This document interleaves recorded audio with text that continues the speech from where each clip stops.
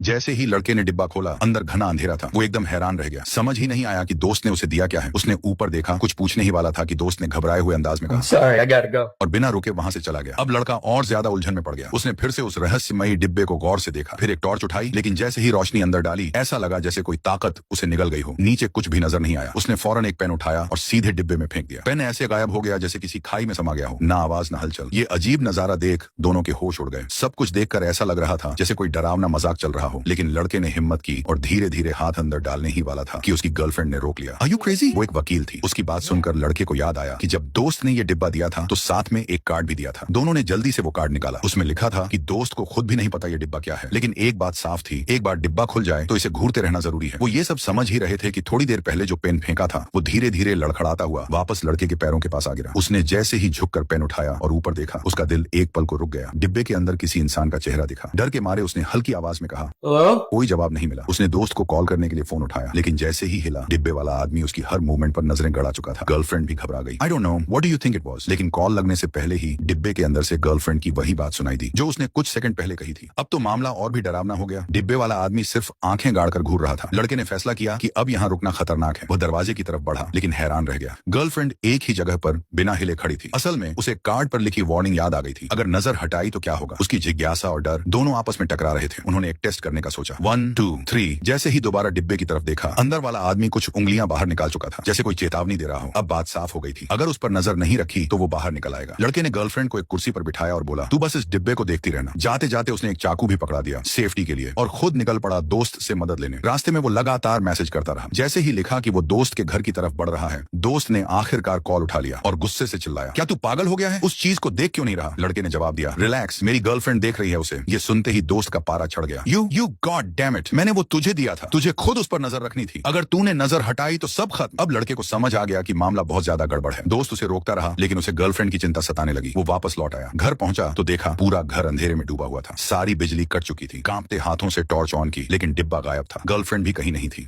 जमीन पर सिर्फ एक चाकू पड़ा था और पानी की एक लंबी लाइन। वो उस पानी के निशान के पीछे पीछे बेसमेंट की तरफ गया। तभी अचानक उसके सामने कोई साया आया। वो वही इंसान था जो डिब्बे में दिखा था। वो सन्न रह गया। तभी पीछे से एक अजीब सी आवाज आई। उसने पलटकर देखा, फिर जल्दी से सामने देखा। वो आदमी गायब हो चुका था। अब डर हद पार कर चुका था। लड़का जैसे तैसे बेसमेंट से बाहर भागना चाहता था, लेकिन जैसे ही सीढ़ियों के पास पहुंचा, वो वहीं थम गया। 4 साइयों ने रास्ता रोक रखा था। सबके सब बिना हिले डुले खड़े थे और डिब्बे वाला फिर से बेसमेंट में आ गया था। उसने पलटकर देखा, वो चारों साए एक कदम और आगे आ चुके थे। अब सबसे डरावनी बात यह थी, अगर वो उन चारों को घूरता तो डिब्बे वाला धीरे